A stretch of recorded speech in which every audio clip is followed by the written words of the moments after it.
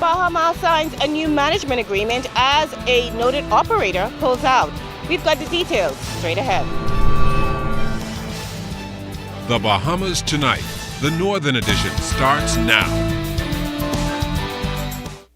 This is the Bahamas Tonight, the Northern Edition. Good evening, all. I'm Shashina Rule. As always, it's so great to have you with us. A top tourism executive says Grand Bahamas tourism industry continues to make strides despite the recent pullout of a major airline. That executive is expressing optimism about the growth of the airline sector and says he is confident arrivals will continue to climb in the months ahead. Director of Airlift Tyrone Sawyer says despite the pullout of WestJet, there is still significant airlift coming into Grand Bahama with the Sunwing flights, which covers 8 U.S. cities and the Canadian market.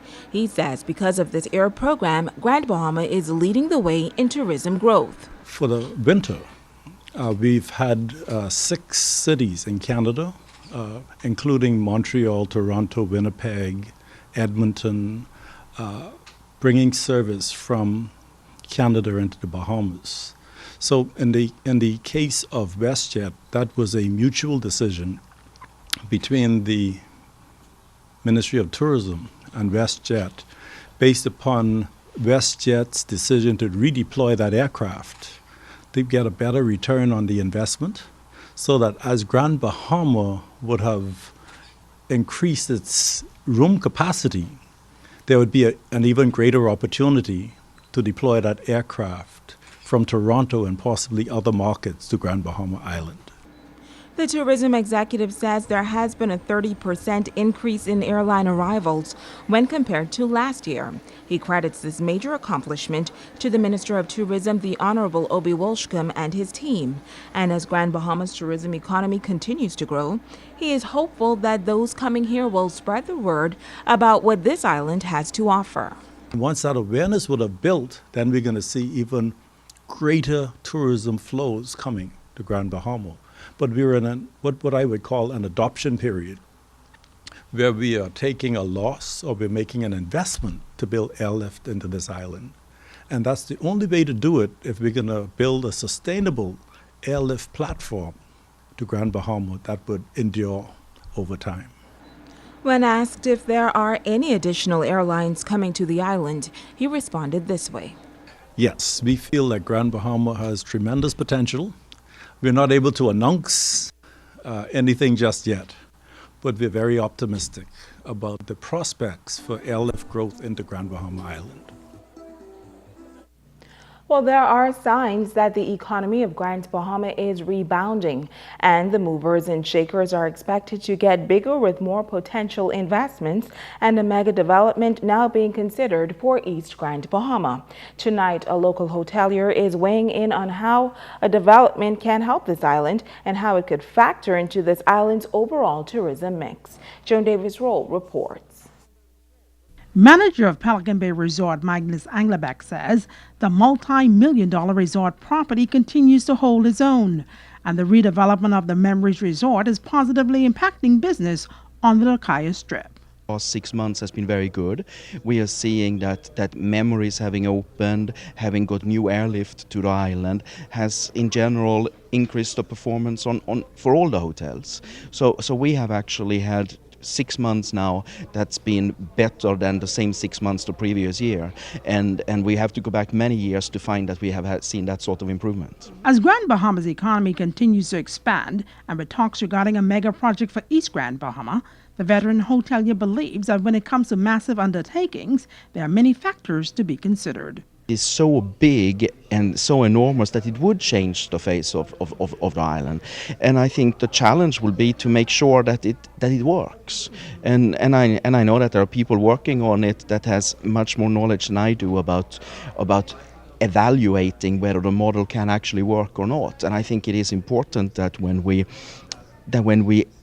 approve or welcome any investments, that we actually make sure that the model is going to work and survive, so that we're not so much focused on maybe how big of a construction it's going to be, but more focused on that it's going to be sustainable in the long term. The environmental debate continues regarding developments like the multi-million-dollar Resorts Bimini project. He says with ventures of this magnitude, there are pros and cons. As a country that wants to develop, I think it is very difficult to balance development with protecting the environment. And I think any development will always affect the environment. And some developments more, some less. And I, as a visitor to this country, I can observe it, and I can see what is going on, and I understand the debate, and I understand the feelings. At the end of the day, our objective is to create economic activity and put people to work so that they can feed their families and take care of themselves and prosper. And I think as a country we have to find the best way forward. Mega developments will mean more job opportunities and expansion of the economy, and many believe it will augur well for the overall development of this country. Reporting for ZNS Network News, I'm Joan Davis-Roll. In other news, come June 23rd, elections will be held in the 4 town areas within the Freeport District's local government council. In Central Grand Bahama, 6 candidates will be vying to fill 2 positions on the council. The numbers are the same in the East Freeport section of the council, as 6 persons are contesting 2 seats. There was an even bigger turnout in Marco City. 8 candidates are battling for 3 seats on the council in that area. 4 persons are on the ballot in Pine Ridge, but there are just 2 seats on the council. Now, in East Grand Bahama District, there will be elections in 2 town areas, Sweetings Key and the McLeanstown Pelican Point Township, as only the required number of persons nominated in the remaining 4 townships. In the West Grand Bahama District, elections will be held in polling divisions number 1, 2, 3, 6, 7, 13, and 14, which is Bartlett Hill and the Hunters Mactown Township. That will be polling divisions 11B and 13B. The Minister of Grand Bahama, the Honorable Dr. Michael Darville, making his budget presentation in Parliament today.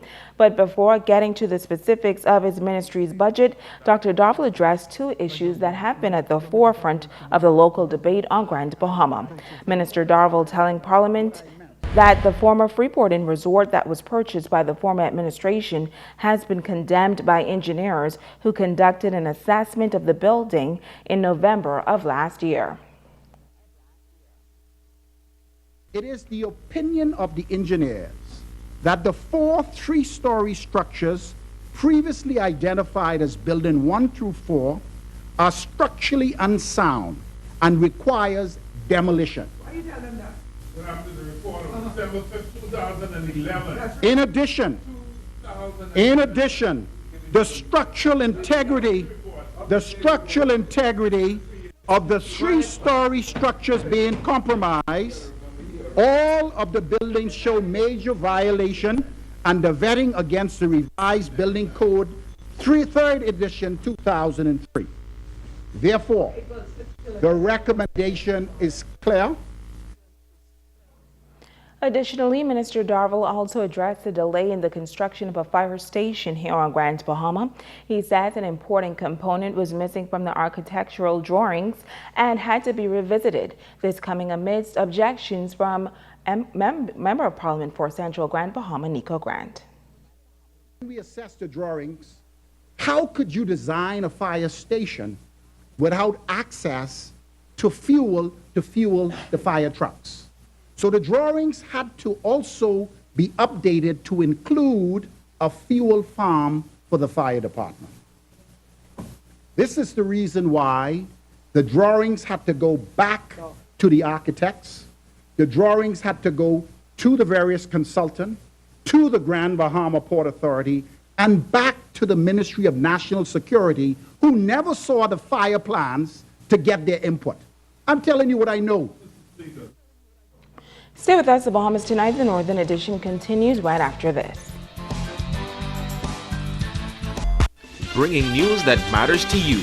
You're watching the Bahamas Tonight, Northern Edition. Welcome back.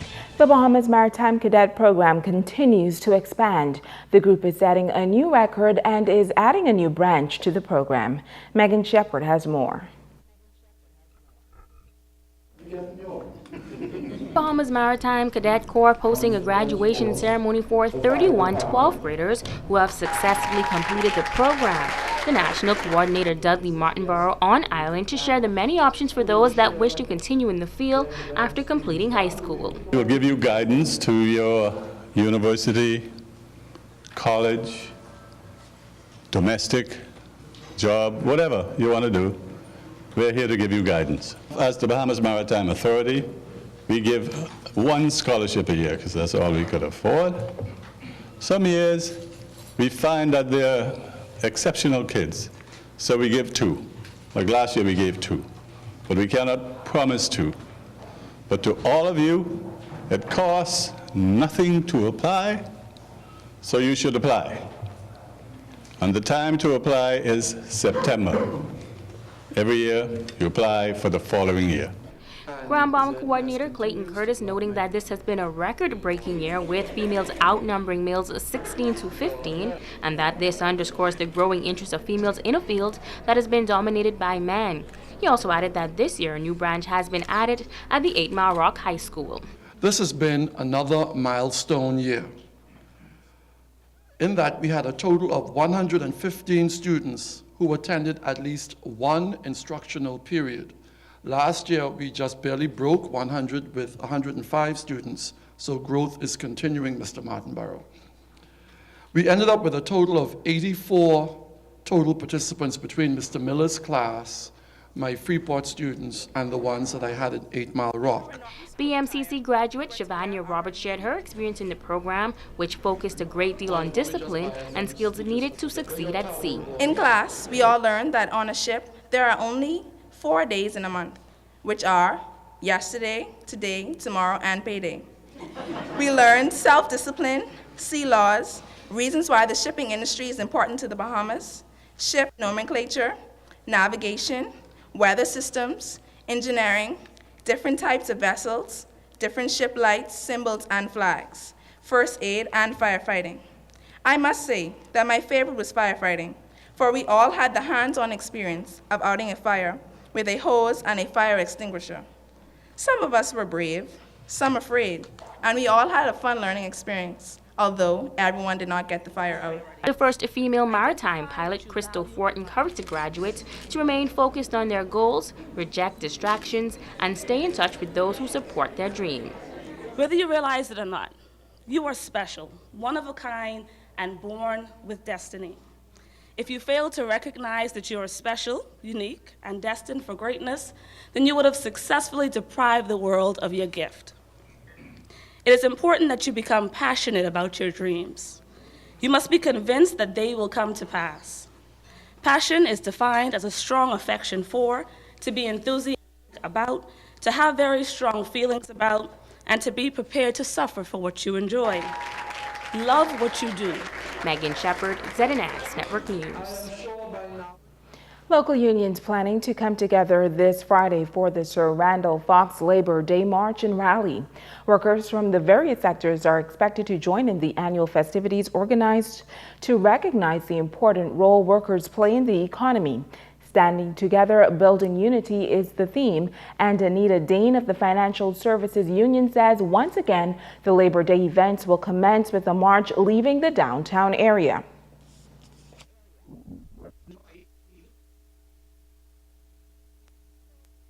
The parade is scheduled to leave this year from the Bahamas Public Services Union Hall at 8 a.m. on Friday morning.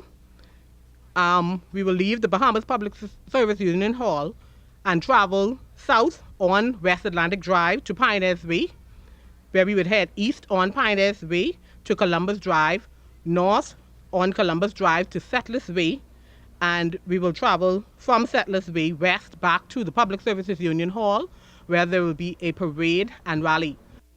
Now, Quentin LaRota of the Bahamas Union of Teachers says Labor Day is a time for all workers to unite despite the challenges they may be facing.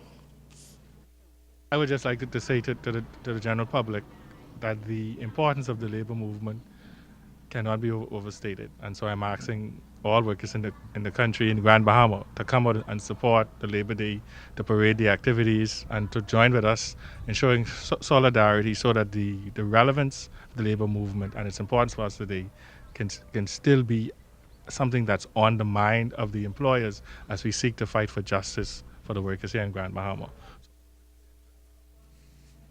Stay with us. Ricardo Liveborn has a check on sports when we come back.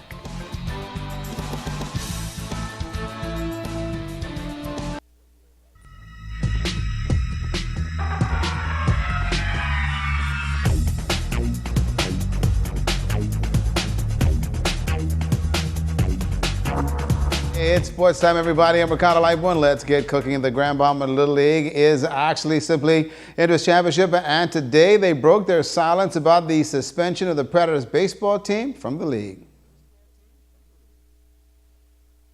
Executives of the Grand Bahama Little League Baseball set the record straight in relation to the Predators baseball teams. Player agent Ozzie Smith said the teams were unfinancial.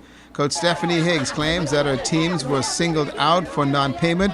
Ozzie answered that this way. We have given the Predators Club 4 different occasions to come up with their players' fee. We set a deadline, they never meet none. The last time it was set for midnight of Sunday, the last day of the season, they decided not to show, not to do anything. So the league had to then take a stand, and that we did. This is the check received by GB Little League for players' fees claimed by the Predators. Smith said it states donation and equipment. This check was not made out for no players' fee. This was made out for the sponsor, the 11-12 team.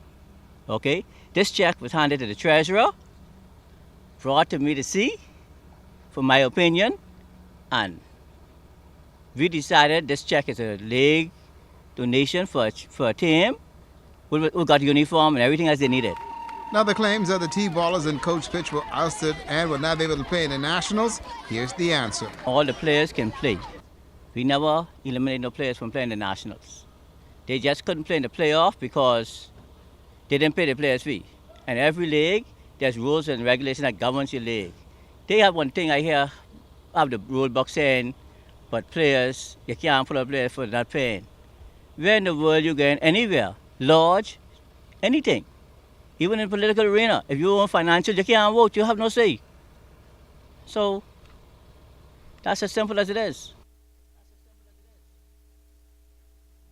Now let's go to Luther Junior Baseball League. They have Roxanne. They are into the championships, folks. And in Coach Pitch division, the Roxanne Coca Plums defeated the Spanish Wells Hook and Jook 12-7 in game 1 of their best of 3 series. And just to note here, the Hook and Jook is your pennant winners. And in the minor division, the Spanish Wells Sluggers, they edge out the Roxanne Marlins 12-10.